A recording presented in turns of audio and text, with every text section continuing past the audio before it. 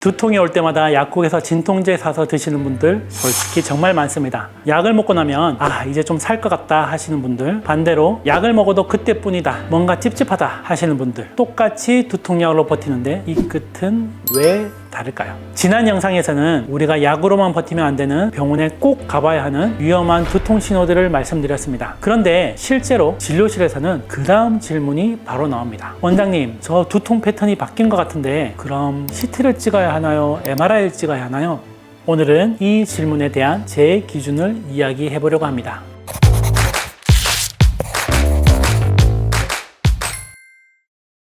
안녕하세요. 통증은 원탁 신경외과 전문의 정상훈입니다. 머리가 아플 때 진통제로 버티다 보면 어느 순간 약이 전혀 듣지 않거나 아픈 느낌이 예전과 확 달라질 때가 옵니다. 지난번 영상에서 강조했던 두통 패턴의 변화가 찾아온 것이죠. 이때 진료실에 오시면 저는 더 센 진통제를 처방해 드리는 것이 아니라 약으로만 버티기보다는 원인을 명확히 확인해 볼 시점이라고 판단합니다. 얼마 전 저희 진료실에 찾아오셨던 40대 환자분도 비슷한 상황이었습니다. 늘 먹던 약이 안 듣고 두통 양상이 평소와 확연히 달라서 오셨는데 진찰해보니 그냥 약으로 덮어두고 넘어갈 상황은 아니었습니다. 즉시 상급병원에서 응급평가가 필요한 상태로 보여 의뢰를 드렸고 다행히 큰 문제가 생기기 전에 혈관의 이상 소견을 확인하여 적절한 조치를 취할 수 있었습니다. 이처럼 두통의 양상이 달라졌을 때 환자분들은 종종 원장님, 진맥지포 보시거나 제 증상만 들어봐도 대충 아시지 않나요? 라고 물어보십니다. 하지만 뇌 동맥류나 혈관의 문제들은 두개골이라는 뼈 안에 숨어 있어서 겉으로 보는 것만으로는 정확한 상태를 파악하기 어렵습니다. 그래서 영상으로 직접 들여다보는 과정이 필요합니다. 그렇다면 이때 어떤 검사를 고를까요? 무조건 MRI부터 찍어보자고 할까요? 그렇지 않습니다. 두통 패턴이 바뀌었을 때는 먼저 지금이 응급으로 확인해야 하는 상황인지부터 봅니다. 만약 살면서 단 한 번도 겪어보지 못한 벼락치듯 극심한 두통이 갑자기 시작되었다면 이때는 뇌출혈처럼 당장 피가 고여있는 응급 상황의 가능성을 열어두어야 합니다. 그래서 단 몇 분 만에 출혈 부위를 가장 빠르고 정확하게 잡아낼 수 있는 비조형 뇌 CT 검사를 우선적으로 시행합니다. 하지만 당장 피가 터진 응급 상황은 아니지만 평소와 다른 찌릿함이나 압박감이 몇 주간 계속되고 진통제가 듣지 않는 만성적인 패턴의 변화라면 접근이 달라집니다. 이때는 CT만으로는 미세한 혈관의 변화를 다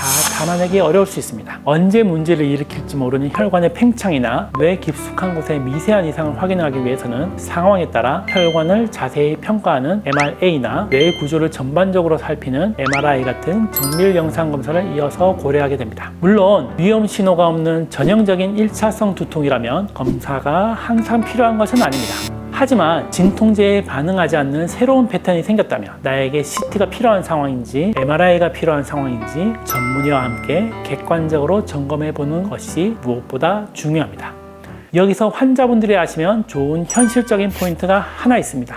이렇게 정밀 검사를 꼼꼼히 다 했는데도 영상 검사상 아무 이상이 없다면 환자 입장에서는 나는 여전히 아픈데 검사는 정상이라고 하니 답답해 하실 수 있습니다. 하지만 의사에게 이 정상이라는 결과는 뇌혈관이나 뇌 실질에 당장 대처해야 할 구조적 문제가 없다는 아주 든든한 확신이 됩니다. 이때부터는 안심하고 근육의 긴장이나 신경의 과민함 같은 기능적인 원인에 집중하여 환자분에게 맞는 비수술적 치료나 약물 조절을 훨씬 더 안정적으로 끌고 갈 수 있습니다.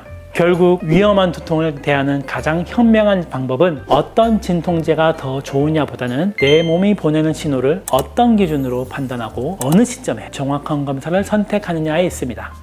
이미 진통제를 달고 사시는데도 계속 찝찝한 통증만 남아있는 분들이라면 혼자서 큰 병이면 어쩌지 걱정만 하기보다는 진료실에서 지금 내 상태를 객관적으로 한번 정리해 보시는 것을 권해드립니다. 저는 그 과정에서 어떤 검사가 꼭 필요한 건지 혹은 약물로 조절이 가능한 상태인지 솔직하고 차분하게 설명해 드리는 역할을 하고 싶습니다. 오늘 이야기가 두통 검사를 앞두고 고민하시던 분들께 조금이나마 현실적인 기준이 되었기를 바랍니다. 내일 당장 병원에 가야 할지 망설이는 분들이 있다면 이 영상을 가볍게 공유해 주셔도 좋겠습니다. 도움이 되셨다면 좋아요를 눌러주시고 앞으로도 뇌 건강에 대한 현실적인 기준을 꾸준히 받아보고 싶으시다면 구독과 알림 설정도 부탁드립니다. 작은 클릭 하나가 저에게는 다음 진료실 이야기를 준비하는 데 큰 도움이 됩니다. 지금까지 통증은 원탑 정상훈이었습니다. 감사합니다.